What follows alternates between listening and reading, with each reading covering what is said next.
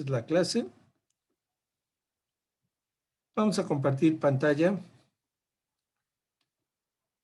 Y vamos a continuar con el tema que estábamos viendo de aparato lagrimal, que es lo que nos faltaba. ¿Ok?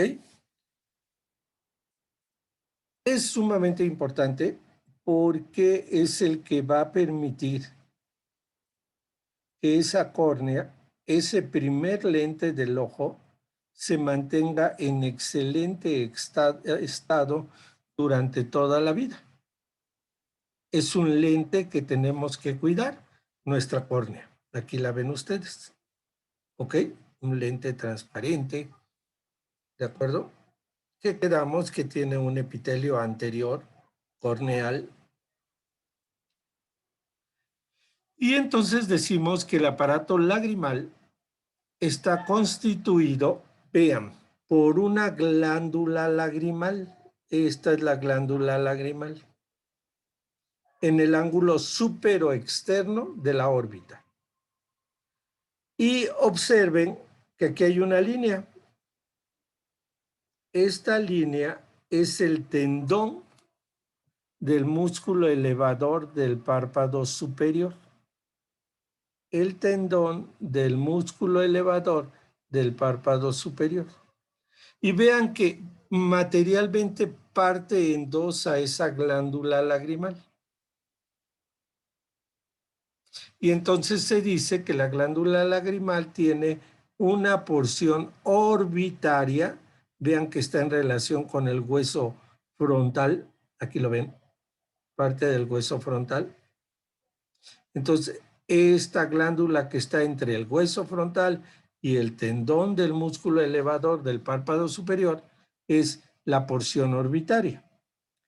Y luego, la porción que está entre el tendón del músculo y el globo ocular recibe el nombre de porción palpebral. Palpebral. ¿Ok? ¿Sí? Y claro, ambas porciones mandan conductillos, ¿sí? Que atraviesan parte del párpado, ¿sí? Y drenan su contenido a nivel del segmento anterior del ojo. ¿Ok? Bien, esa es mi glándula lagrimal. Tengo glándulas lagrimales accesorias, que se acuerdan ustedes, están en la conjuntiva. ¿Sí? La conjuntiva es una membrana vascular que quedamos, se fija aquí en la unión esclerocorneal, cubre la esclerótica, forma unos fondos de saco y se regresa por la cara posterior del párpado. Entonces la conjuntiva tiene una porción palpebral y una porción escleral y un fondo de saco. ¿Ok? Lo pueden ustedes ver en las imágenes de su presentación anterior. ¿Cuáles son las regiones de la conjuntiva? Conjuntiva escleral, fondos de saco de la conjuntiva y conjuntiva palpebral. Bueno, pues esa conjuntiva palpebral, pues también, ¿sí? Tiene que ser atravesada para que los conductillos lleguen a ese espacio periconjuntival, por así decirlo. Y entonces lubriquen la conjuntiva y la córnea. Y ahí, en esa conjuntiva, existen glándulas lagrimales accesorias. Luego tengo los puntos lagrimales, ahorita los vamos a ver. Están en la parte medial de cada párpado. ¿Ok? Los conductillos lagrimales que llevan la lágrima hacia el saco lagrimal Y luego tengo el conducto lacrimonasal, que desemboca en el meato nasal inferior. En el meato nasal inferior. Entonces yo puedo decir, ¿qué es el aparato lagrimal? Es un conjunto de elementos que me van a ayudar para lubricar en forma importante, ¿sí?, a mi globo ocular y las estructuras anexas, como son, ¿sí?, la conjuntiva. Está formado por una glándula lagrimal principal y glándulas lagrimales accesorias, por puntos lagrimales, conductillos lagrimales, un saco lacrimal y un conducto lácrimo nasal. Si lo observan, aquí lo ven, vean el tendón del músculo elevador del párpado superior. Aquí está mi globo ocular. ¿Sí? Veo mi córnea y veo la glándula lagrimal, su porción orbitaria y su porción palpebral. Este texto lo tienen ustedes en su apunte. Nada más es para señalarles que tengo una porción orbitaria y que tengo una porción palpebral. Y que ambas drenan su contenido aproximadamente a través de 10 conductillos muy finos, ¿sí?, que van a ir a atravesar hasta la conjuntiva palpebral para poder llegar al segmento anterior del ojo. ¿Ok? Y claro, se van a tener que aprender que esta glándula lagrimal, la sensibilidad general, está dada por el nervio trigémino. ¿Ok? La secreción lagrimal, recuerden, el parasimpático vacía todo, excepto sudoración y eyaculación. Entonces, el parasimpático vacía las glándulas lagrimales. ¿Ok? Acuérdense del núcleo accesorio, perdón, del núcleo salival superior, que forma parte del nervio facial, y por ahí viajan las neuronas pre al ganglio geniculado y luego las post, perdón, al ganglio esfenopalatino, ¿se acuerdan? Y del esfenopalatino me voy hacia la glándula lagrimal, ¿sí? Esfenopalatino o pterigopalatino. Y entonces le ordeno que secrete lágrimas. Van a ver por ahí también que pues va a tener fibras simpáticas, ¿ok? Que claro, van a llegar vía la arteria oftálmica, ¿sí?, para que la glándula lagrimal genere sus acciones simpáticas. ¿De acuerdo? Entonces, pues eso es básicamente lo que ustedes tienen que recordar de su glándula lagrimal. 2 porciones, y cada vez que nosotros parpadeamos, liberamos lágrima. ¿Ok? Entonces, el parpadeo es vital para estar humectando al ojo. Si a mí me van a operar, dejo de parpadear. Y entonces no genero esa liberación de lágrimas. Y entonces el anestesiólogo tiene la función de estar cuidando mi ojo, sobre todo mi córnea. ¿Ok? Es su función, aparte de anestesiarme y todo, es una función ya de toda la vida que ellos tienen que vigilar los globos oculares, porque al estar anestesiado no tengo parpadeo. Y si no hay parpadeo, no hay producción de lágrimas. Y entonces la córnea puede secarse, sobre todo en cirugías muy largas, y presento un leucoma. ¿Ok? Bien. Si seguimos hablando de aparato lagrimal, pues tengo los puntos lagrimales. Aquí ven los párpados, entonces al rato van a llegar al espejo de su baño o cualquier espejo, van a ver, vean, este es el ángulo superior externo. Aquí está la nariz. Entonces, en la región medial, ¿sí?, en la región medial de cada párpado, en su vértice, hay unos tubérculos lagrimales. Y estos tubérculos lagrimales tienen unos puntitos, ¿sí? Unos orificios. Esos son los puntos lagrimales. Y están ubicados de tal manera en los párpados que por atracción capilar y gravedad, ¿sí? Por la acción de ese parpadeo, el exceso de lágrima es captado por los puntos lagrimales. ¿Ok? Ahora imagínense, tengo una parálisis facial. No está dañado el músculo elevador del párpado superior, pero está ya dañado, paralizado el músculo orbicular de los ojos. Entonces no puede haber un parpadeo normal y adecuado. Y entonces se modifica la posición de los puntos lagrimales. Y la lágrima empieza a caer, ¿verdad?, a salirse del ojo. Y entonces mi paciente con parálisis facial tiene epífora. Epífora. ¿Ok? ¿De acuerdo? ¿Quedó claro? Entonces, una manifestación de una parálisis facial es la epífora porque se modifica la posición de esos puntillos o puntos lagrimales por la parálisis del músculo orbicular de los ojos. Este es uno de los signos que se presenta en la parálisis facial. Doctor, ¿también se puede dar el síndrome del ojo seco? En el ojo seco, lo que va a pasar es que no van a producir lágrimas, ¿sí?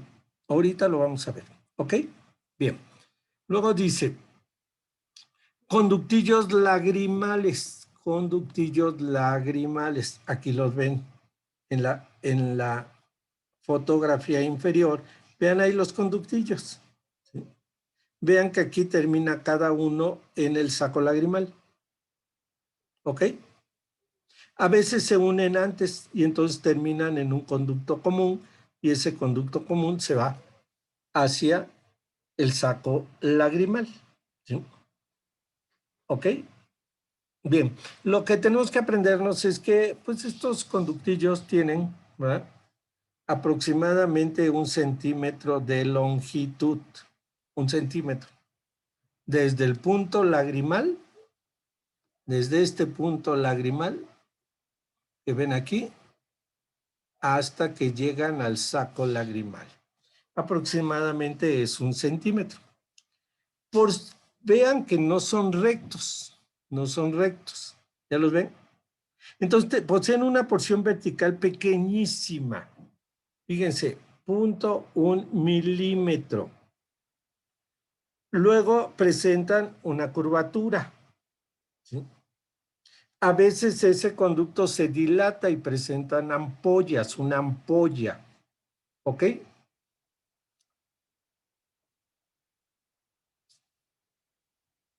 Y al final se unen o no se unen, ¿verdad? Si se unen, pues forman un conducto único que, vean, va de 1 a 3 milímetros, si no ambos entran en forma independiente y desembocan en el saco lagrimal. Bueno, la idea es que ustedes aprendan que tiene aproximadamente 1 centímetro de longitud, ¿sí? Mínimo eso, ¿ok?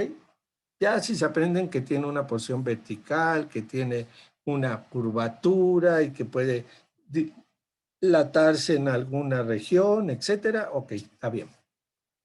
¿Sí? El saco lagrimal, lo están viendo aquí en las dos imágenes. Saco lagrimal. ¿Ok? Bueno, al saco lagrimal se dice que mide aproximadamente de 1 a 1.5 centímetros de alto. 1 a 1.5 centímetros de alto. ¿Ok? Es ancho. Vean que mide casi medio centímetro. Entonces, un saco ancho. Si lo vemos y describimos la posición anatómica, ¿sí? Pues tenemos que tiene dos extremos, uno superior, uno inferior, ¿verdad? Va a presentar cuatro caras, ¿sí? ¿Y cómo se llama? Pues anterior, posterior, medial y lateral. ¿De acuerdo? Quizás lo único que ustedes deben recordar es que la cara externa es donde desembocan generalmente los conductillos lagrimales. ¿Ok? ¿Sí? Nunca confundan la carúncula opuncta que está aquí entre los dos, entre pues el vértice de ambos párpados, lo pueden ver en un espejo, al saco lagrimal. ¿Ok? El saco lagrimal está más medial. ¿Ok? ¿Sí? Vean aquí, esto que vemos aquí a simple vista, ¿sí? No es el saco lagrimal. ¿Ok? Bien. Luego sigue el conducto lacrimonasal, que lo vemos desde aquí hacia abajo. Hacia abajo. Es el conducto lacrimonasal.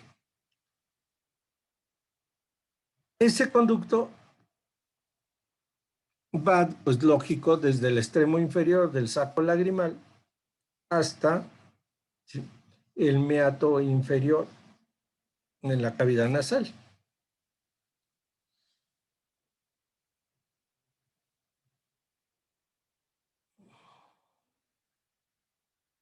¿Sí?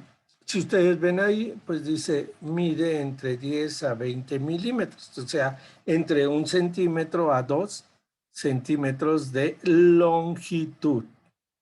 ¿Ok? A veces es un poquito más grande que el saco lagrimal. Si yo veo aquí el saco lagrimal que mide 1,5 y veo el conducto lagrimal que mide 2 centímetros, 20 milímetros, entonces es mucho más largo. ¿De acuerdo? Por supuesto, cuando se capta ese exceso de lágrimas que ya limpió al ojo y viaja por este sistema, al final del conducto lacrimonasal no sale nada, se ha evaporado la lágrima. ¿Sí? Solo cuando lloramos, ¿sí?, es cuando realmente nos llenamos de lágrimas. Todo el aparato, el aparato lagrimal. ¿Sí? En forma normal, nunca escurren lágrimas, se evaporan. ¿De acuerdo?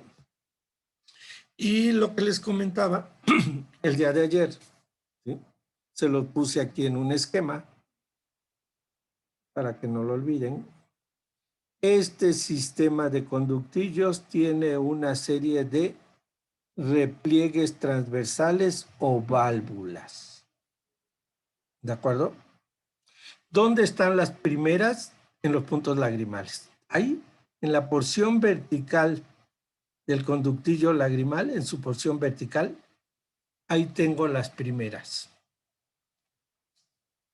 Bogdalek. Es un poquito difícil de pronunciar. La siguiente está en la desembocadura de los conductillos lagrimales. Aquí la tengo en B, ¿sí? Rosenmüller. Desembocadura de ambos conductos lagrimales. La siguiente la tengo en el origen del conducto lacrimonasal, Krauss. Vean la siguiente en la región media de este conducto lacrimonasal. Y la última van en orden, ahí no les puse letras, se me pasó, pero debería haberles puesto aquí las letras, ¿sí? La última de Hessner en donde termina el conducto lacrimonasal. Bueno, ¿qué vamos a sacar de esto? Yo sé que se les va a olvidar, cuando sean oftalmólogos se las aprenden. Lo importante es que sepan que hay estos sistemas valvulados. y que el mecanismo normal de sonarse una nariz es primero un lado y luego el otro. Si ustedes agarran y ponen el pañuelo, el Kleenex, lo que sea, y es en ambos, ejercen una gran presión sobre este sistema valvular. Y si esto lo hacen sumamente frecuente porque tienen alergias, porque tienen, al final terminan destruyendo estos sistemas valvulares. Entonces, cada vez que se suenan, corren el riesgo de que las secreciones salgan por los puntos lagrimales. ¿Ok? Y si hay infección, pues producen una conjuntivitis infecciosa. Entonces, son causas de conjuntivitis infecciosas el que estos sistemas valvulados, ¿sí?, estén dañados. Por eso la importancia como médicos generales que lo conozcan y que pues platiquen con sus pacientes y les enseñen la forma correcta de, ¿sí?, apretar esa nariz cuando estornudamos, cuando se suenan, cuando, ¿sí?, necesitamos un lado, otro lado. Que nadie lo hace caso. Es más, ni siquiera yo. ¿Sí? O sea, lo sabemos, lo vimos y se nos olvida. ¿De acuerdo? Bien. Y por último, esta córnea, esta conjuntiva, necesitan una película lagrimal. ¿De acuerdo? La película lagrimal está formada por 3 capas denominadas de mucina, es la interna, mucina, la que se pega a córnea y esclera. Luego sigue la capa acuosa media y por último una capa, ¿sí?, lipídica externa. ¿Ok? Aquí están de fuera hacia adentro. Yo se las dije de dentro hacia afuera. Primero la capa de mucina, luego la capa acuosa media y luego la lipídica, que impide que el agua se evapore rápidamente, que la lágrima se evapore. ¿De acuerdo?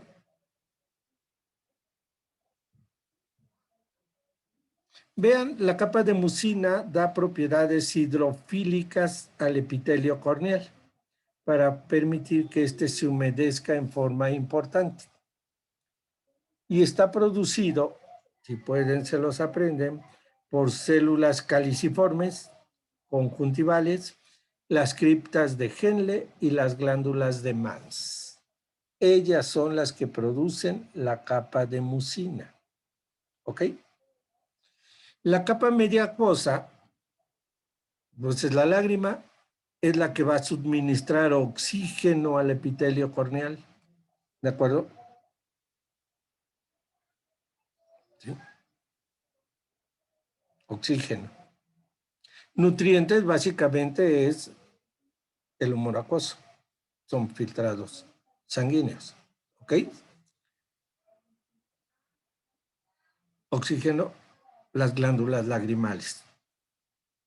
¿De acuerdo? Glándula lagrimal principal y las accesorias que están en la conjuntiva que se llaman de Wolfram y Krauss. Esas son las que producen las lágrimas. Y luego tengo la capa lipídica. Está producido por las glándulas de meibomio y de Seyss. Y realmente las glándulas que se afectan en mayor proporción en un orzuelo, ¿sí?, que se inflaman, son las de meibomio, que producen lípidos. ¿Sí? Entonces los pacientes, cuando estas son muy frecuentes, este tipo de problemas, tienen una meibonitis, ¿sí?, que es inflamación de las glándulas de meibomio, que lógico están en los párpados. ¿Ok? Algunas de estas están en los párpados y otras están en la conjuntiva. Es muy raro que les pregunten glándulas en los exámenes, pero apréndanselas. Traten de aprender. ¿De acuerdo? Doctor, Sí. ¿en dónde? ¿Un AR solo se puede producir por la inflamación de cualquier glándula o solo por las de meibomio? No, puede ser cualquiera, pero lo más frecuente es que sean las glándulas de Meibom. Mm, Les voy a decir algo, y esto es algo que pues, todavía me genera una interrogante, pero recuerden que estuve mucho tiempo con una oftalmóloga. Y la inflamación de la glándula lagrimal se asocia a veces a cáncer y a enfermedades serias. Entonces es muy raro que se inflame una glándula lagrimal como tal, ¿ok? Así como la glándula parótida, me da parotiditis, ¿sí? Es raro, una vez medio, vamos, nos da una vez parotiditis y no nos vuelve a dar. Entonces, es muy raro que se inflame la glándula lagrimal. Si esto ocurre, hay que hacer un protocolo de estudios para ver por qué se inflamó, ¿ok? Porque puede haber algunas enfermedades concomitantes que me están generando este problema. Todas las demás glándulas sí son susceptibles de infectarse, inflamarse y generarme orzuelos, pero las que más frecuentes se inflaman son las de Meibom. ¿Ok? ¿Sí? Ya el oftalmólogo pues verá qué es. ¿De acuerdo? ¿Sí? sí, doctor. Ok. Bien. ¿Queda entendido lo que es el aparato lagrimal?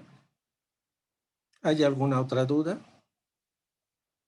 ¿Sí? Entonces ya vimos lo que se tienen que aprender, que es casi nada, algunas longitudes, ¿verdad? Dónde están ubicados, dónde lo localizo, dónde están mis puntos lagrimales, ¿de acuerdo? ¿Sí? Y que recuerden que pues ese aparato lagrimal está formado por, de hecho yo le pondría también las glándulas palpebrales, o sea, la glándula lagrimal, glándulas palpebrales y todo el sistema de conductos, porque esas glándulas palpebrales y conjuntivales son las que me van a formar las tres capas de la película lagrimal. Siempre decimos lágrimas. Bueno, ya aprendieron que realmente tenemos una película lagrimal. Por supuesto, vean, seroftalmia, sequedad ocular. ¿Sí? Generalmente está dada por afectación de las glándulas de Mans, de Henle o las caliciformes conjuntivales que forman la capa de mucina. ¿Ok? Eso es lo que me produce el ojo seco. Entonces, vamos con el oftalmólogo, nos pone unas tiras, ¿verdad? Claro, nos anestesia y nos pone ahí 2 pedacitos de papel y nos deja un rato para ver qué tanto se colorean esas tiras. Y en base a eso ve si tengo un síndrome de ojo seco o no, si tengo seroftalmia o no. Y claro, pues me va a dar tratamiento, me va a dar mis gotas, etcétera. ¿Ok? ¿Sí? Así es como tratan, pues, este síndrome de ojo seco. ¿De acuerdo? Hay que tratar, no están funcionando bien las glándulas, entonces ponemos eh, sustancias externas. ¿Ok? Y toda una serie de medidas para cuidar a esos ojos. Bien, aquí está la carúncula lagrimal, lo que yo les decía a ustedes. ¿Sí? Carúncula lagrimal. Esto, que mucha gente lo confunde con el saco lagrimal, para nada. Aquí están los puntos lagrimales, ¿verdad? Y entonces estos vienen por acá y el otro viene por acá hasta el saco lagrimal. El médico de segmento anterior, el oftalmólogo de segmento anterior, también corrige lesiones de estos conductos, porque mucha gente se los lesiona. ¿Sí? Antes era frecuente al destapar un refresco. ¿Se acuerdan que tenían ¿cómo se llamaban? Corcholatas, ¿sí? Y habíamos que tomar un destapador para quitarla o a veces en la mesa. Y entonces salían volando y el filo de eso cortaba mucho. ¿Sí? Entonces llegaban pacientes ya a los hospitales de concentración con lesiones de los conductos lagrimales, pues porque me salió disparado un objeto. ¿Ok? Sí. Sí, dentro de la patología ocular ocurren, por ejemplo, en el campo. En el campo es sumamente frecuente que los niños se claven puntas de maguey, puntas de ciertas hierbas que hay ahí, que son muy picudas, y se la insertan, sí, descuidadamente, entra al ojo esa punta, entran bacterias y les da uveitis, ¿sí? O se infecta ese ojo, ¿no? Entonces, es otra patología frecuente, depende de los lugares, los medios, etcétera, ¿sí? Entonces, la patología ocular es sumamente variada. Bien, ¿ya no hay preguntas? Dejo de compartir esta presentación. Nos vamos a ir a otra. ¿Ok? Vamos a hablar sobre vía visual. Vía visual. ¿Ok?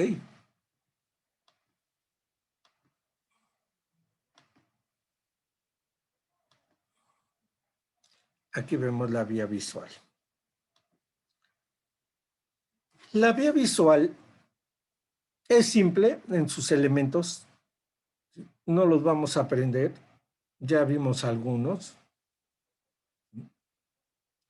Aquí veo la fobia central. Quedamos que esta es la retina. Y en la retina viven los conos y los bastones. ¿Cierto? Entonces ya ustedes leyeron, tuvieron tiempo de ver que pues, tengo entre 5 a 6 millones de conos, ¿no? 130 millones de bastones aproximadamente, ¿sí? Y todos están repartidos en toda mi retina funcional, porque hay una retina que damos que está aquí, que nunca le llega un rayo luminoso. No hay necesidad de que haya receptores. Está en la retina funcional. ¿Ok? ¿Sí? Aunque yo lo quiera hacer a mi retina, a mi ojo, un ojo de pescado, digo, porque hay lentes que son ojos de pescado o grandes angulares, ¿sí? Los nuevos iPhone tienen unos grandes angulares fantásticos, realmente, ¿sí? Para hacer una cámara tan pequeña. A mí siempre me han gustado las reflex grandes, ¿verdad? La Canon es genial, por ahí anda. Y pues tengo que comprar lentes y lentes y lentes. Y el nuevo iPhone tiene las características de una cámara igual que una Canon, ¿sí? Pero yo no puedo hacer a mi ojo un gran angular. ¿Queda claro? No lo puedo. Simplemente no es posible. Tiene sus limitaciones. Entonces, pues, tengo mis campos visuales, que son los de toda la vida y los de todo mundo, ¿sí? Entonces, no puedo ampliar la entrada de rayos luminosos para tener un mayor campo visual, ¿sí? Entonces, tengo una retina funcional, una retina no funcional. ¿Cuál es el primer elemento de la vía visual? Los conos y bastones. Y ya les dije, vean lo interesante, ¿sí? Esto es esclera, estos coroides, y estas son las 10 capas de la retina, ¿sí? Y luego aquí estaría la membrana vítrea, y todo esto que ven ustedes aquí, pues sería el vítreo. Entonces decíamos, ¿cuál es el defecto del ojo? Que el rayo luminoso tiene que atravesar materialmente las 10 capas de la retina. Tiene que pasar entre estas tuberías vasculares que forman las arterias y venas centrales de la retina. Eso es lo que hace el rayo luminoso, el que lleva la imagen, ¿sí? Entonces, pues eso ya me quita efectividad en tener una imagen totalmente nítida. Podríamos tener una visión, no sé, 4K o algo por el estilo. Estoy alucinando. O sea, una mucho mejor visión si la posición de los receptores fuera diferente. Que estuviera aquí el cono y bastón, primero el epitelio pigmentario, el cono y bastón, y llegara a la luz directa, ¿no? Y que los vasos estuvieran en otro lado, pero no se puede. Bien, entonces la luz tiene que llegar hasta el epitelio pigmentario y ahí genera la reacción fotoquímica que depolariza a los conos y los bastones. Esta información es pasada, acuérdense, en la capa plexiforme externa hacia las células bipolares. Y de aquí, en la plexiforme interna, establezco la primera sinapsis de la vía visual. ¿Sí? Recuerden que es una forma de ver las vías. Para mí, esto es una sinapsis aquí, pero generalmente en la organización sensorial y en los textos y en las clases de todos los demás, nunca se considera esta la primera sinapsis, sino la de la célula bipolar con la célula ganglionar. ¿Ok? Y vean, la célula ganglionar está aquí. Es una célula del sistema nervioso central, aunque esté el ojo, aunque esté en el ojo. Recuerden que la copa óptica incluía pues la retina. Y entonces el axón de estas células va a estar cubierto por oligodendrocitos. Oligodendrocitos, ¿de acuerdo? No por células de Schwann. Bien, el axón de la célula ganglionar sale por el disco óptico, 1.000.000 de axones, y se va por el nervio óptico. Entonces, la vía visual, digo, receptores, conos y bastones. Primera neurona, ¿verdad? Células bipolares. Primera sinapsis entre bipolares y ganglionares en retina. Segunda neurona, el soma está en la retina y son las células ganglionares. Entonces, gran parte de la vía visual, conos, células bipolares, primera sinapsis y soma de la célula ganglionar está en retina. Los axones de estas células salen y me forman el nervio, el quiasma y el tracto o cintilla óptica. ¿Ok? ¿Sí? Vean ustedes, esto lo van a ver en fisiología, cómo llega el rayo luminoso, actúa sobre el epitelio pigmentario y se genera toda la reacción fotoquímica, ¿sí?, a nivel del cono o del bastón para depolarizarlo y llevar la información a las bipolares y de ahí a las ganglionares. ¿Ok? Aquí veo el disco óptico, no hay receptores en esta zona, ¿sí? Y veo cómo salen los axones del nervio óptico. Alrededor estoy viendo vasos que penetran, ¿verdad?, la esclerótica. De hecho, aquí, en esta zona, la esclera presenta la lámina cribosa de la esclera. ¿Ok? Infinidad de orificios por donde van a salir esos axones. Vean, lámina cribosa, aquí la ven. Lámina cribosa de la esfera, de la esclera. ¿Ok? Es más factible que el ojo estalle a este nivel que en la unión esclero-corneal.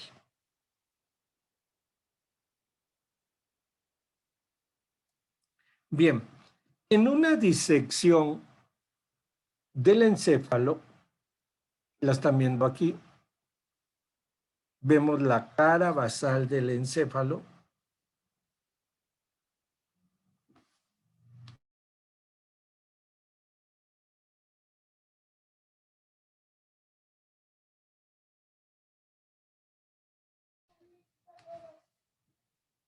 Si observan bien esta disección, es un cerebro. Observen los nervios ópticos. En B, el quiasma óptico. Y luego veo el tracto óptico, que va a terminar en el cuerpo geniculado lateral. Este es el cuerpo geniculado lateral de un tálamo y de otro tálamo. ¿Ok? Y luego observo aquí, en la parte central, el mesencéfalo. Acuérdense. Mesencéfalo. Le ponemos bigotes y ya es Mickey Mouse. ¿Sí? Entonces, aquí observo el mesencéfalo. Y veo los colículos superiores. Colículos superiores. Bueno, los axones que vienen de las células ganglionares se meten al nervio óptico, ya lo vimos.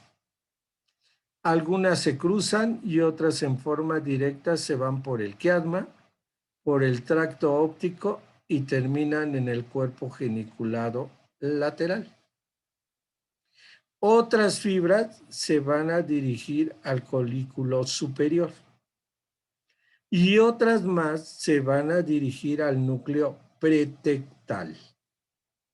Entonces nos vamos a aprender. De ese millón de axones que salen de cada nervio, de cada globo ocular y forman cada nervio óptico, la mayor parte van a terminar en el cuerpo geniculado lateral. Y una pequeña porción van directas al colículo superior o al núcleo pretectal. ¿Ok? Si llegaron al cuerpo geniculado lateral, vean, aquí hay neuronas. Ya no son las ganglionares, son neuronas geniculares, geniculadas. Forman parte del cuerpo geniculado. Y sus axones, vean que salen y hacen aquí una gran radiación. Vean, no se van directas al área 17, sino que dan vuelta en gran parte del lóbulo temporal, parietal, se meten al lóbulo occipital y terminan en la cisura calcarina. Entonces, el cuerpo geniculado lateral da origen a la radiación óptica o radiación genículo-calcarina. La información llega al área 17 y en ese momento se forma una imagen. ¿Ok? Por supuesto, vean aquí, esto forma parte del cuerpo calloso, ¿sí? El rodete o cuerpo calloso. Se llama forceps posterior a ese conjunto de fibras que van de un lado a otro lado, de un área 17 a otra área 17, 18 a 18, 19 a 19. Ya, estas áreas del lóbulo occipital establecen conexiones con las otras áreas a través del cuerpo calloso, de su rodete. Y entonces se integran las imágenes en el área visual principal. Y luego tenemos que pasarlas a las áreas 18 y 19. Y vamos a ver que van a ir a muchos otros lados. ¿Ok? Entonces, la vía visual la podemos disecar en un encéfalo, humano o de cualquier animalito. Ustedes pueden ir a donde venden vísceras y decir que era un cerebro de lo que tengan, ¿verdad? Que esté bien conservado, fijarlo y lo pueden disecar. Y pueden disecar la vía visual. ¿Ok? No va a haber muchas variantes. Entonces, cuerpo geniculado lateral, radiación visual. ¿A dónde? Al área 17. Si yo hago un acercamiento, ¿verdad? En su tiempo, aunque ustedes no lo crean, esta disección se hizo allá de 1979, casi en los 80. Y se mantuvo hasta que quitaron el museo de la escuela. En el momento en que quitaron el museo, teníamos un museo de morfología, no sé dónde quedó la pieza, pero vean cuánto tiempo se conservó, ¿sí? Varias décadas en formol. Entonces vean aquí el mesencéfalo, nervio óptico, quiasma óptico, tracto óptico, cuerpo geniculado, y veo muy bien la disección de la radiación visual, ¿ok? Y parte del rodete del cuerpo calloso. Profe, una pregunta. Si hay afectación del rodete de cuerpo calloso, ¿también puede generar diplopia? No diplopia, voy a tener problemas en la formación de las imágenes, ¿ok? ¿Sí? La diplopia generalmente está dada por alteraciones en la coordinación de los movimientos oculares. No, aquí ya es procesamiento de imágenes. ¿Sí queda claro? Ahorita lo vamos a ver en otra imagen, en otra fotografía. ¿Ok? Esto me sirve, esta imagen me sirve para algo. Esto es el infundíbulo. ¿Ok? Y aquí debería estar, que no está, el tallo de la hipófisis y la hipófisis. Y entonces la parte anterior de la hipófisis estaría aquí, pegadita al quiasma óptico. O sea, no tan pegado, pero está en esa relación anatómica. Cuando hay un tumor adenohipofisiario, crece y lo que comprime es la parte media del quiasma óptico. ¿Ok? Por la posición que tiene la glándula lagrimal, hagan de cuenta que es B, nada más que está más atrás, ¿sí? O podemos decir más abajo, ¿sí? Aquí está el quiasma y aquí está el quiasma y aquí está la hipófisis.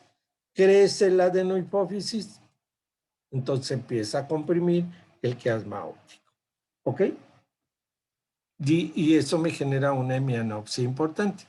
Observen aquí el nervio óptico, cómo sale a través del disco óptico, un nervio, otro nervio, forman el quiasma y luego se van a las diferentes regiones que ya mencionamos. Si llego al cuerpo geniculado lateral, aquí, vean, área pretectal, ¿no? Cuerpo geniculado lateral, se forma la radiación óptica y llego al área 17. ¿Ok? ¿De acuerdo? La parte más temporal de esta radiación óptica recibe el nombre de asa de Meyer. Asa de Meyer. ¿Ok? Entonces tengo que llevar la información al lóbulo occipital. A través de fascículos, ¿se acuerdan de asociación? Puedo llevar esto al área oculogira. Y entonces, si hay alteraciones de aquí, sí voy a tener problemas en la coordinación del movimiento ocular. ¿De acuerdo? Me acerco y veo el quiasma, el infundíbulo, los cuerpos mamilares y los tractos ópticos. Y entonces aquí veo ya el mesencéfalo. Vean, me estoy acercando mucho. Por eso les digo que la fotografía es fantástica. Y en F veo el colículo superior. Aquí voy a ver el conducto, el acueducto cerebral o de Silvio.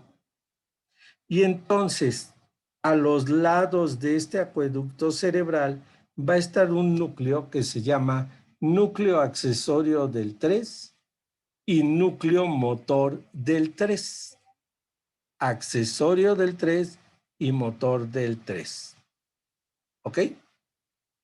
Un poco más abajo en esa zona voy a encontrar al núcleo motor del 4.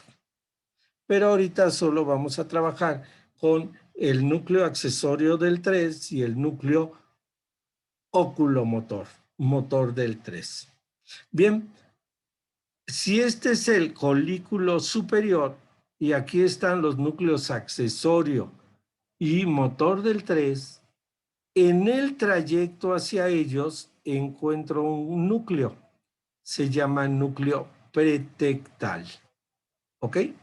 Entonces, en orden estaría colículo superior, núcleo pretectal y los núcleos oculomotor y núcleo accesorio del 3 en toda esta zona. Ya quedamos, la vía visual llega al cuerpo geniculado lateral y de ahí se va hacia el área 17 a través de la radiación óptica. Esa es la vía visual.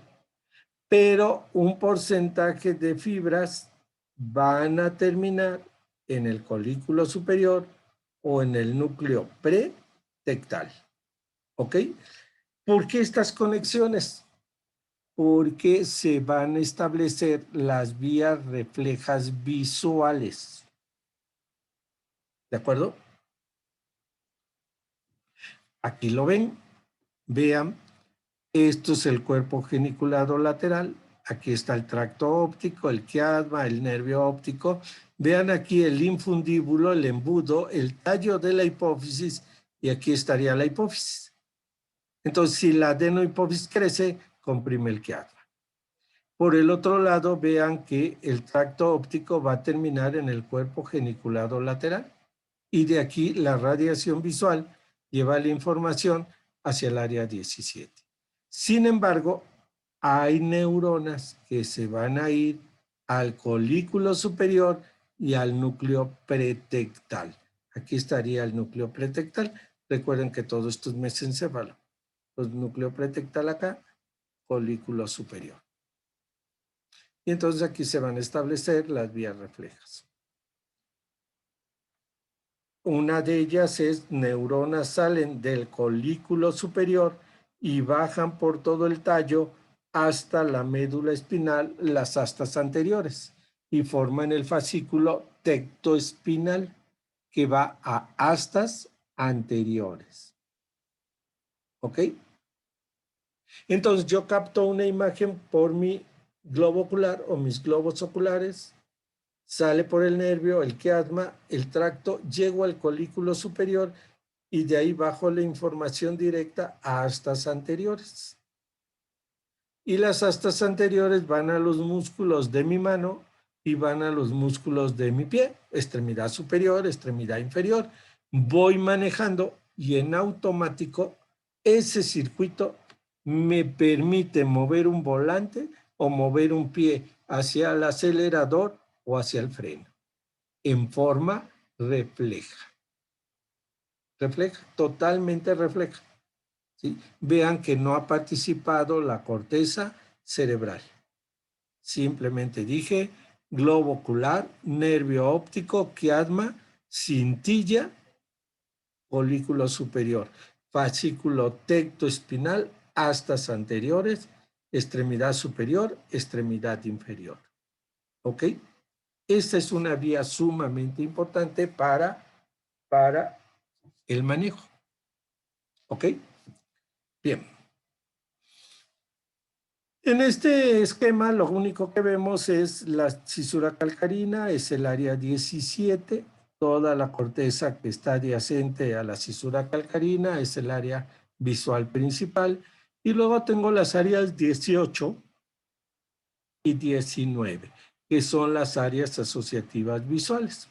La información llega aquí, capto la imagen, la paso a las áreas 18 y 19 y en ese momento sé qué estoy viendo.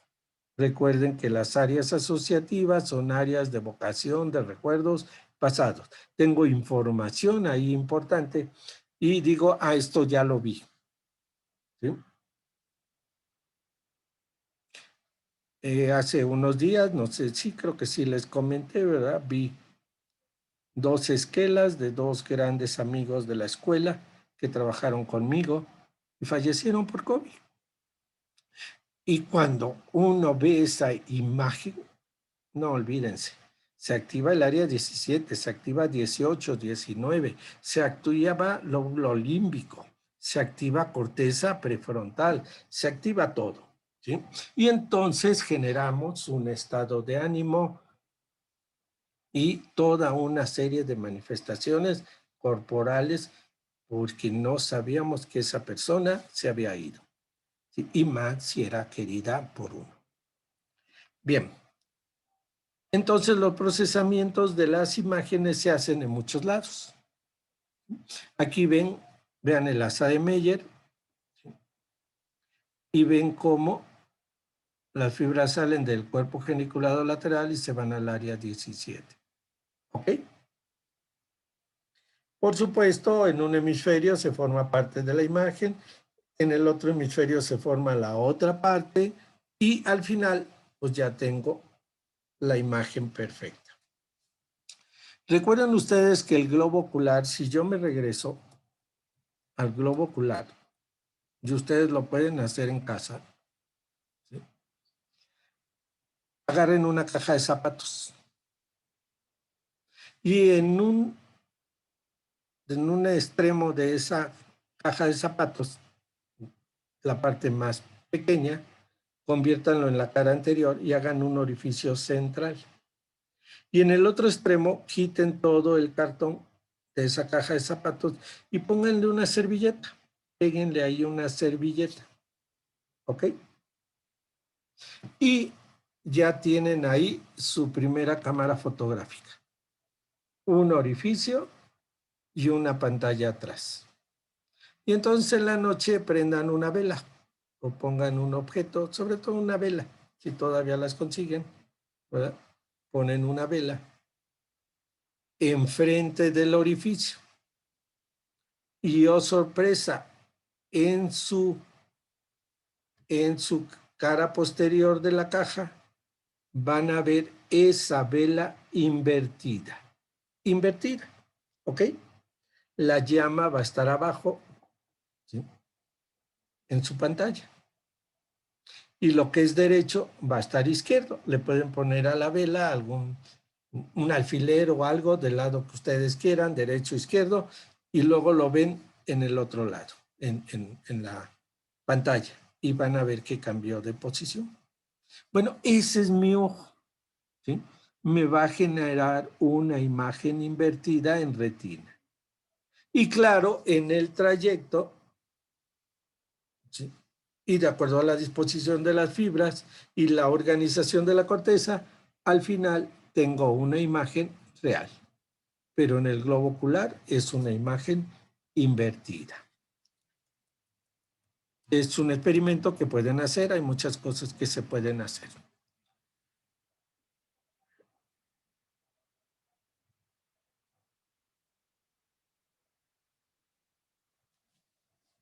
Si yo me voy al lóbulo occipital, nada más quiero que vean esta imagen. La información no se queda en el lóbulo occipital, ¿queda claro? Sí, no se queda ahí. Inmediatamente pasa a las áreas 18 y 19 o B2 y B3, depende de las clasificaciones. Y vean, a través de neuronas asociativas la puedo mandar hacia el lóbulo temporal. Y entonces tengo percepción de colores y formas. Reconocimiento de objetos de alta resolución y forma. El lóbulo temporal participa en ello. O puedo enviarla al lóbulo parietal. Acuérdense que la mayor parte del lóbulo parietal es asociativo, ¿sí? Y si yo en este momento cierro los ojos y con mi mano empiezo a tocar mi celular, esta información está llegando al área 17, 18 y 19 y luego pasa al lóbulo parietal. Primero, perdón, está llegando al área 312, me equivoco, 312. Y una vez que llega al área 312, pasa a las 5 y 7 que están en el lóbulo parietal.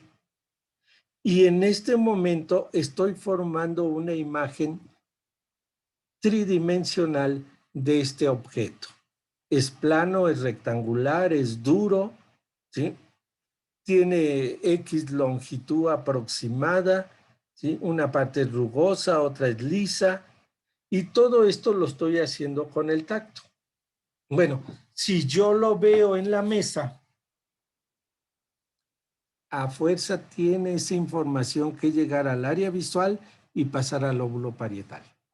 ¿Sí? Y entonces, ¿sí?, en el lóbulo parietal se generan datos sobre todo de movimiento, posición, ¿sí?, de lo que yo estoy viendo, de los objetos que estoy viendo. ¿Ok? Si están fijos, si se están moviendo, etcétera. Entonces, no todo se hace en el área visual. La información se tiene que pasar a todos los centros. Tengo que llegar al lóbulo frontal. Tengo que enviar información al lóbulo frontal para llegar al área de control del movimiento ocular. Y si yo estoy viendo una película, estoy viendo un avión que va viajando y que va a aterrizar o que va en el horizonte, ¿sí?, mis ojos tienen que moverse perfectamente bien para seguirlos. Si de momento se regresara, no, ya tengo nistagmus. Algo está fallando en la organización de ese movimiento ocular. Entonces la idea es, les puedo mandar infinidad de artículos porque hay muchísimos, en la cual hay una dependencia de todas las áreas corticales en función de los estímulos que se van recibiendo. ¿Sí? O sea, los procesamientos no se quedan nada más en el área olfatoria, en el área gustativa, en el área visual. No, se tienen que procesar en diferentes centros. ¿Ok? Para captar, procesar cualidades de movimiento, de forma de los objetos que veo, de las imágenes que estoy captando. Entonces son pequeños ejemplos y la idea es que no se queden con que, sí, aquí recibo la imagen, quizás la guardo en las áreas 18 y 19 y ahí se queda. Pero en el momento el procesamiento visual es sumamente complejo. ¿Sí? Sumamente complejo. ¿Ok?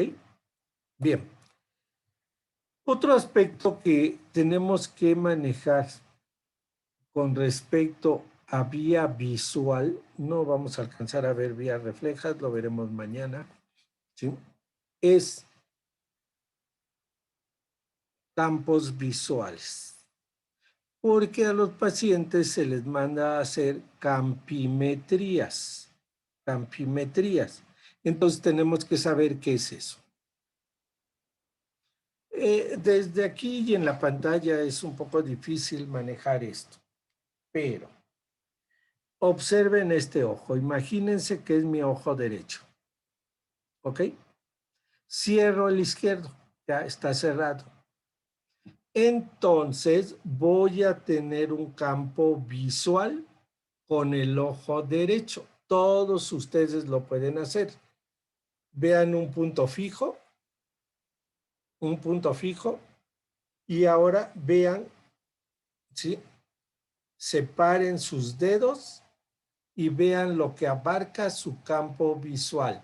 Deben ser capaces de reojo ver un dedo y el otro dedo. En el momento en que vean los dos sin mover su ojo, ese es el campo visual de ese ojo. ¿Ok?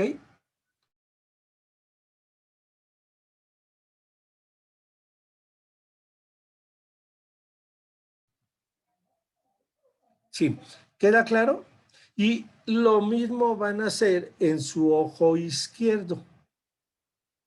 Van a poner, ver un objeto, un punto en el horizonte o de su casa, no muevan el ojo y muevan los dedos. Y en el momento en que dejen de ver uno u otro, muévanlo y ese va a ser su campo visual. Se van a dar cuenta que estos campos visuales se superponen en la parte media, como lo ven en esta imagen. Este es un campo visual y este es el otro campo visual. Están superpuestos. Esta superposición en el ser humano, ¿sí?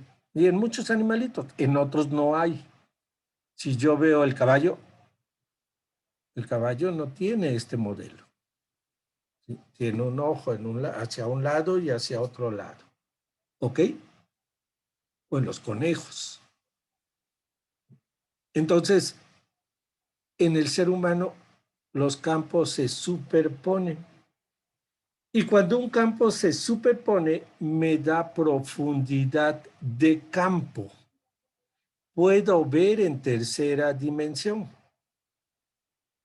No sé si a ustedes les tocó, ¿verdad? Pero en las calles, en los mercados, había un señor que traía unos disquitos de fotos y un aparatito donde se metía el disco, una palanquita y uno movía, ¿sí? Y, oh sorpresa, se veía precioso la profundidad de campo de la caricatura, del superhéroe, de los edificios, etcétera. ¿Alguno de ustedes lo usó? ¿Lo vio? Sí. ¿Sí? Sí. ¿Tendrán por ahí alguno? Sí. ¿Cómo se llamaban? Yo no, pero sí, cuando era más pequeña sí usaba de esos. ¿Cómo se llamaban? ¿No saben? Ahora quise, hace como 2 años, 3 años, le quise comprar uno a Ángel, ¿verdad? Y oh sorpresa, ya no hay, ya no los encontré. ¿Y qué encontré? Pues sí, un súper aparato, ¿verdad? En el que hay que meterle un celular, ¿sí? Y entonces observamos en tercera dimensión, compra uno los programas y todo se ve en tercera dimensión, pero es más costoso.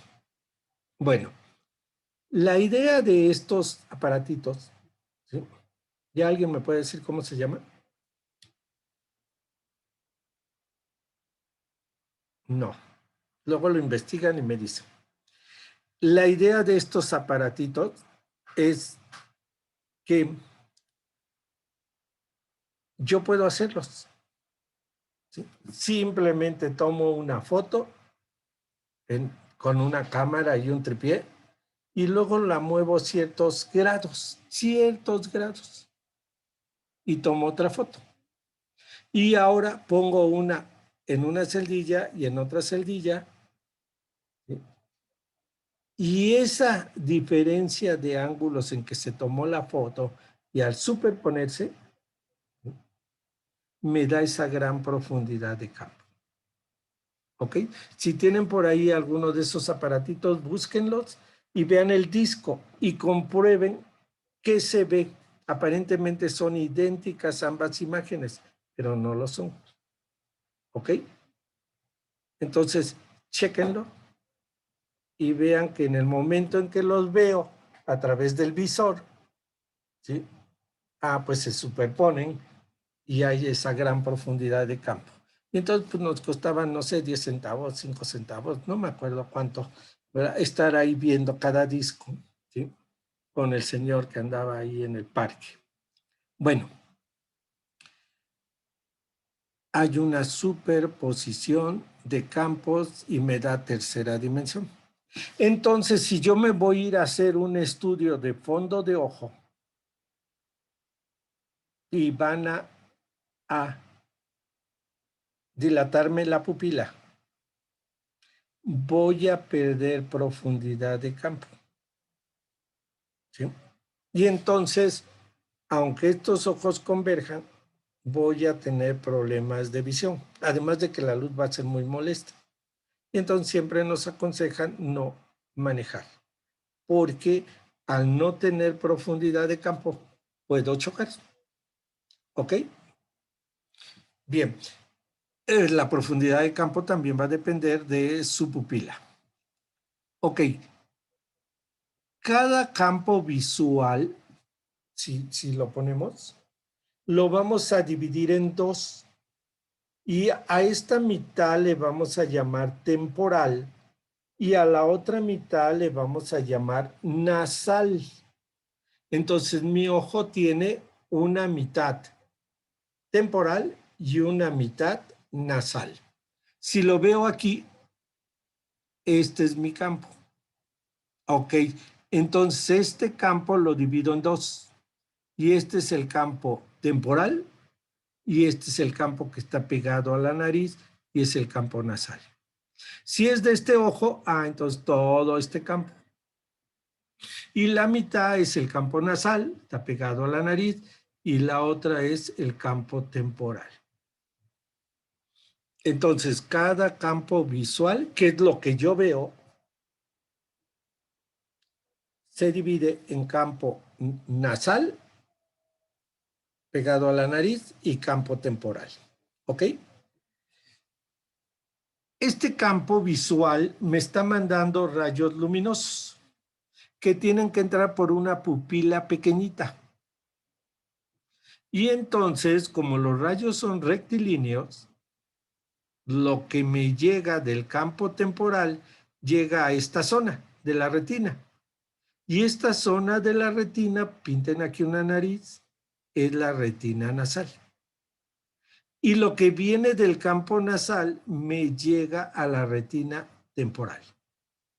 ¿Ok?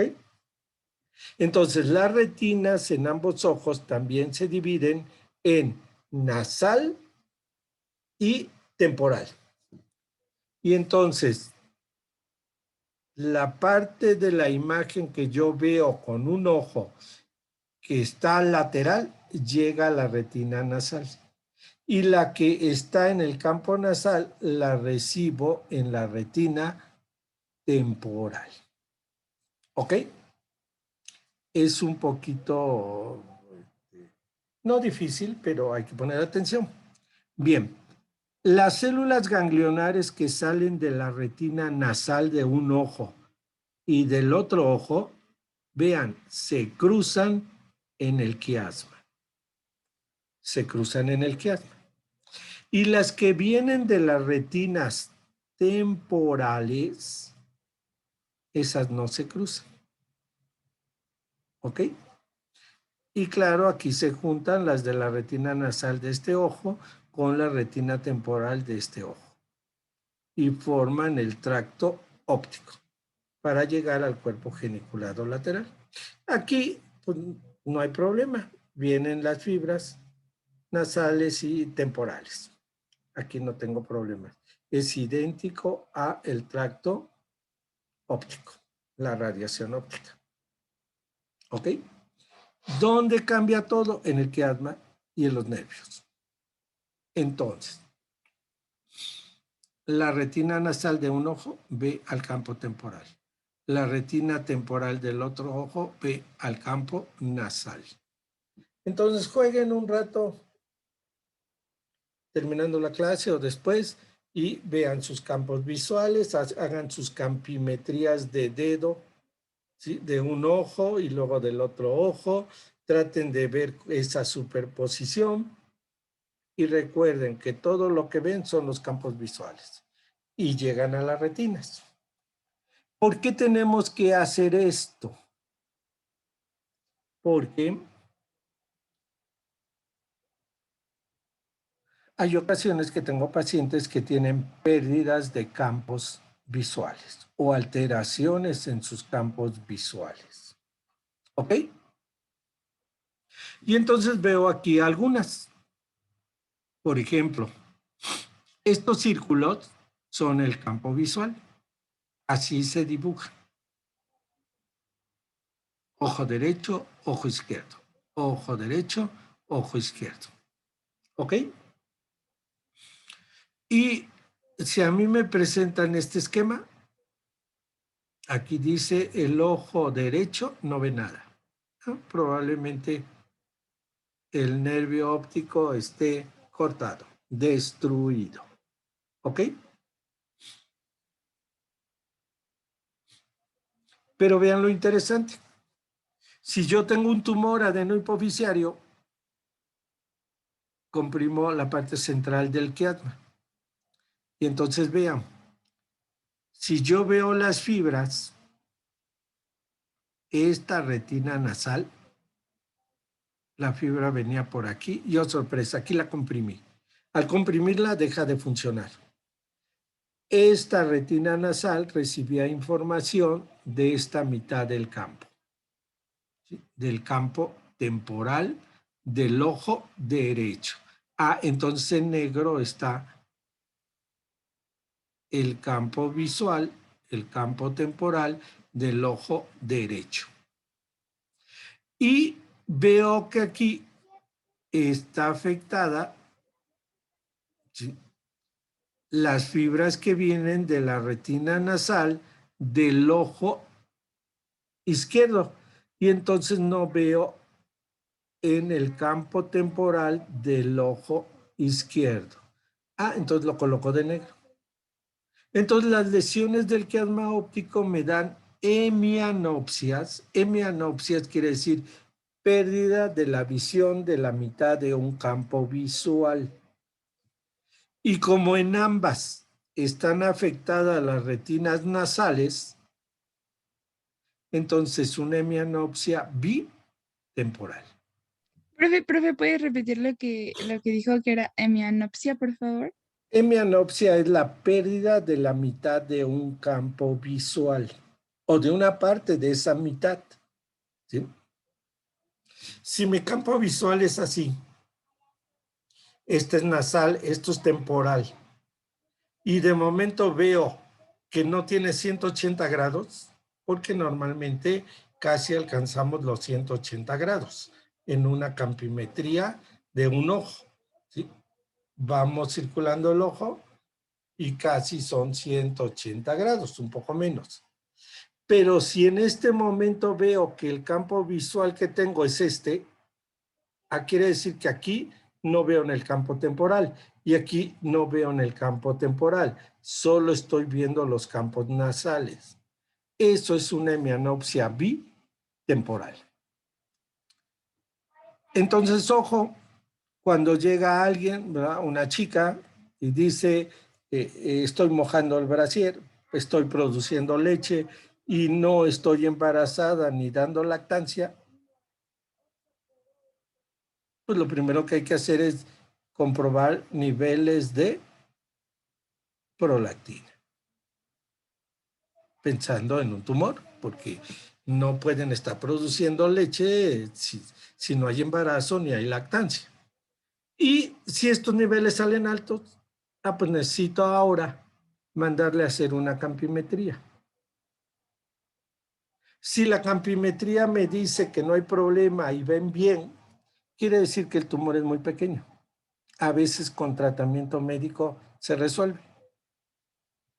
Pero si ya veo que hay una hemianopsia bitemporal y está abarcando en serio la mitad de los campos, quiere decir que ese tumor está comprimiendo quiasma óptico.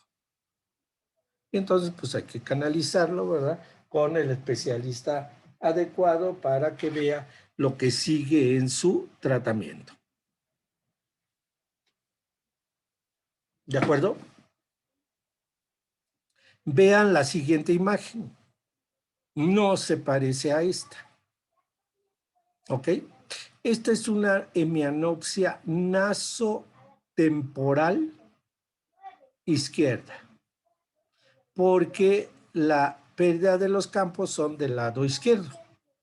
Derecho, izquierdo. Entonces veo que los campos izquierdos están afectados. Hemianopsia nasotemporal izquierda, también se llama homónima. Y esta que vimos antes se llama heterónima. Homónima, heterónima. ¿Ok? Aquí no dice heterónima, pero es heterónima. Y esta es homónima, porque ambos campos izquierdos están perdidos. ¿Qué hago? Veo mi dibujito, ¿sí? Y entonces digo, no ve en el campo nasal del ojo derecho.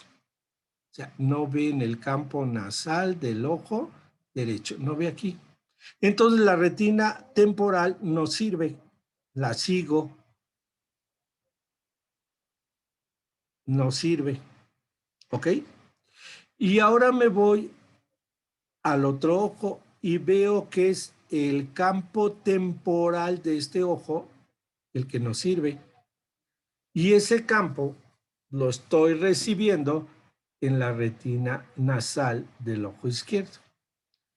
Y veo que se juntan las fibras, vean, ya no en el nervio óptico, ya no en el quiasma, sino en el tracto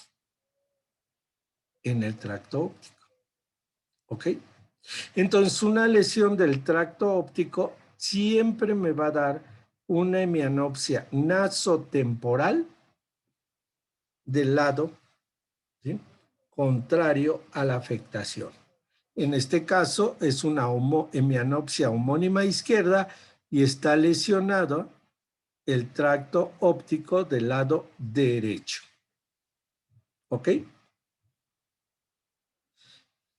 Por supuesto, si yo lesionara toda la radiación, tendría el mismo caso, hemianopsia nasotemporal izquierda u homónima izquierda, si lesionara todo. La radiación óptica es muy extensa, sumamente extensa. Y para que yo la lesiono, necesito un disparo con una 45 o con una superpistola y destruir la mayor parte del cerebro. Pero el paciente ya se me murió antes de que presente una hemianopsia nasotemporal por lesión de radiación. ¿Ok?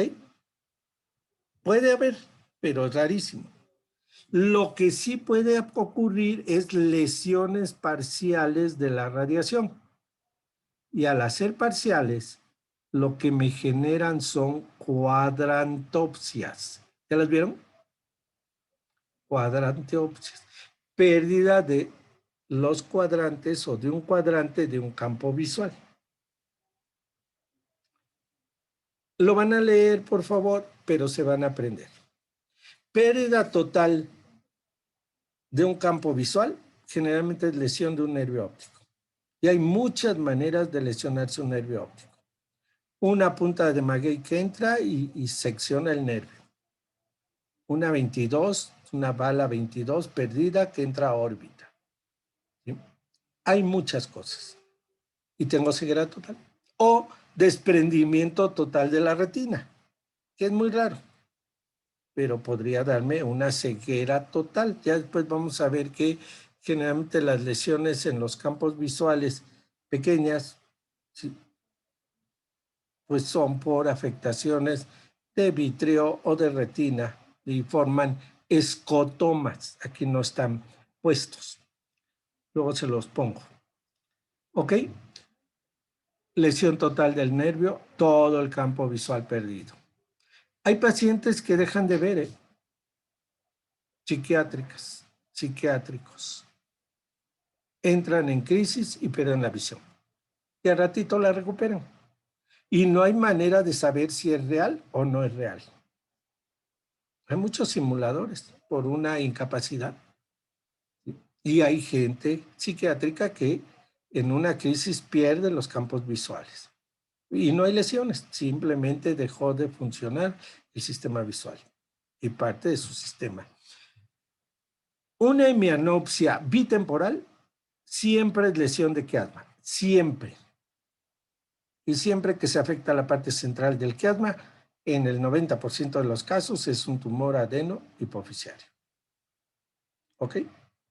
Una hemianopsia nasotemporal u homónima, ya sea izquierda o derecha, siempre va a ser lesión del tracto óptico hasta que no me demuestren lo contrario. ¿Queda claro? O sea, sí tenemos que pensar. Mi paciente tiene una hemianopsia nasotemporal, es una lesión de tracto. Puede ser de otras cosas, pero tenemos que pensar en una lesión del tracto. Porque en la radiación es muy raro, sumamente raro que se presente nasotemporal. Las lesiones de la radiación me van a dar cuadrantopsias. ¿Ok? Siempre. Si yo encuentro cuadrantopsias, me voy a radiación. Puede ser en otro lado, un pequeño aneurisma o cualquier cosa. Pero hasta que no me demuestren lo contrario, una cuadrantopsia está dada por lesión de radiación óptica. ¿Ok? Y Muchas lesiones cerca del área visual generalmente me dan hemianopsias con persistencia de visión central. ¿Ok? También esto llega a ocurrir en el nervio óptico. En pacientes diabéticos, sobre todo juveniles, en el alcoholismo crónico, el borrachito del pueblo, que nunca deja de tomar, puede empezar a tener fenómenos de desmielinización periférica del nervio óptico. Y entonces se pierde la visión periférica. Y tenemos central. ¿Ok? Entonces puede ser de un nervio o puede ser de corteza.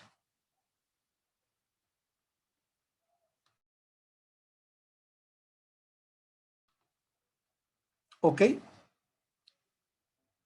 Bueno, este cuadro, que se los voy a dejar de tarea para que lo lean, lo piensen y todo, lo vemos mañana.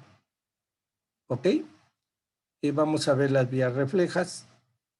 Vamos a ver cuando hay meiosis, cuando hay midriasis. Este cuadro engloba todo. ¿Sí? Y luego hay dos imágenes que vamos a analizar. Y lo vemos el día de mañana. ¿Ok? Bien. Pasemos a ver si hay alguna pregunta o no.